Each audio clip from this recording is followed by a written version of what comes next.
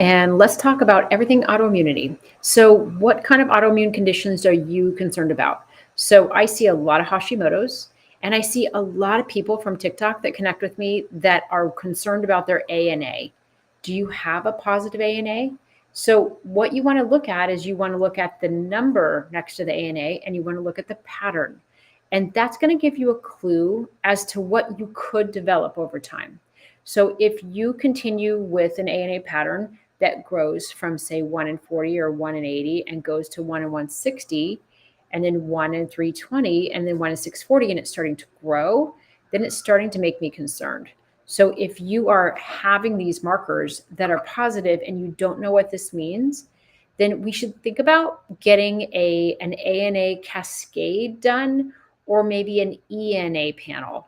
Now, there's also a company that I really like to work with called Avise, Avise. They are looking at all the different sub-tissue types that could be involved. So let's talk about positive ANA, what that means. So ANA just means that your immune system is attacking your DNA of your body, which could be anything. It's one of the most serious autoimmune conditions that you can have, and it leads to lupus. It can lead to scleroderma or systemic sclerosis, sort of like a lot of joint pain. You can get rashes like the butterfly rash, or you can get random rashes on your face or your body. So if you have any of those going on and you're fatigued and you have a positive ANA, I'm starting to get concerned that you have something autoimmune progressing. So I want you to think about pull out your blood work and let's take a look at what's in there. If you have positive thyroglobulin antibodies or thyroid peroxidase antibodies, it means that you have Hashimoto's. That means there's thyroid tissue destruction. Your immune system is actually attacking your thyroid and destroying it. So if we can understand what tissue is being attacked, we can start putting a functional medicine approach around this and try to calm this down. So if you have rheumatoid arthritis, then your immune system is actually attacking all the joints. It can be in your hands, it can be in your feet, it can be in your ankles, it can be in your wrists, it can be in a lot of different joints. But you'll see, when you get a flare up, you'll see a big red swollen knuckle somewhere or multiple ones, right? Now, as this can progress, you can see your fingers can kind of start getting a little bit turned and a little bit twisted, and they're not necessarily straight. So that makes me concerned. So a lot of you guys are on things like methotrexate, or you're on Plaquenil or something like that to try to calm your immune system down. Now, there are some autoimmune strategies that are functional medicine based that are a little bit more natural, but they can be helpful in these arenas. And you want to take all the ideas and braid them all together. We want to be adding some vitamin D because that is an immune system modulator, right? Calms down your immune system. Glutathione is also an immune system modulator. Now, glutathione's tricky because you can't just absorb it that well. We need to have a form that we can absorb. So if you're going to do capsule form, there's N-acetyl glutathione is helpful. AC glutathione is helpful. Straight up glutathione, hard to absorb. Just really doesn't have a whole lot of absorption to it. My favorite is going to be from Apex. It's trisomal glutathione, and that one is going to be a liquid form, and it's going to really absorb well. Quicksilver can be a really good one as well. Symbiotica, pretty good.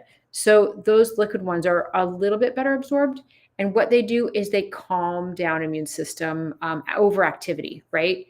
But at the end of the day, we have to figure out what actually triggered this. Do you have a genetic predisposition from your family? Usually this goes along the female side. So 80% of autoimmunity happens in women.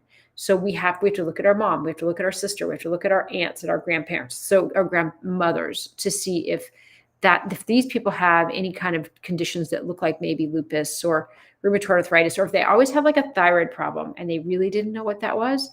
Maybe they didn't really investigate or do any testing. So these are things that are important for us to figure out. If you have autoimmunity, you can be tired. Your joints can hurt. You can feel like you're just flat exhausted and you just can't get up each day. You can feel like your skin is a little bit different. If you have a Hashimoto's, you can have really dry skin. You can lose your hair.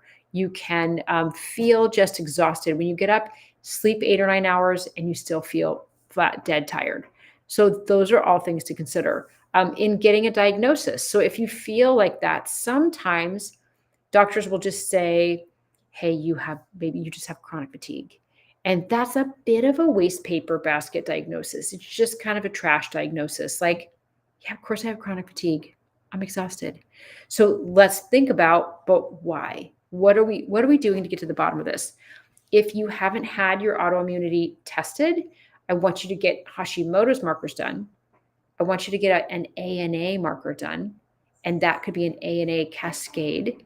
And then I want you to think about getting rheumatoid arthritis factor markers, rheumatoid factor, and what they call anti-CCP. So these are things that you can get done just as a screen. Like, what are you seeing, right? Other things we want to think about is we want to think about how active the immune system is in attacking. And what that's going to look like is you're going to get something called complement C3 and C4. That's going to tell us, like, are you in an active attack, like it's really attacking, or are you on the other end of it and are you kind of crashing out and is your immune system exhausted? Because that can happen too. So we want to understand, like, how good of a chance does your immune system have in like calming down, and is it just burning out, right? So we want to braid all this together and figure this out. Now, I want you to be getting really thorough blood work. And if you want to have a link to some essential labs, ping me and let me know, because I can send you a link to get essential labs that everybody needs to get. So that's going to be important. If you have specific questions about specific ANA patterns and what each of those means, that's going to be my next stream. We're going to be talking about specific ANA patterns. And what does this mean for us? Like, if you have this, does it mean you're going to get this particular disease? Does it not? Like, what does this mean? So much of us like live in this really weird gray zone where we don't really know. What does this mean? Is this going to progress? Am I going to live like this just forever and it's going to be just a low positive? Like, what's happening? So these are the things we want to get to the bottom of. And if you have questions, DM me. If you have ideas of things you'd like me to cover, give me a DM. I'm happy to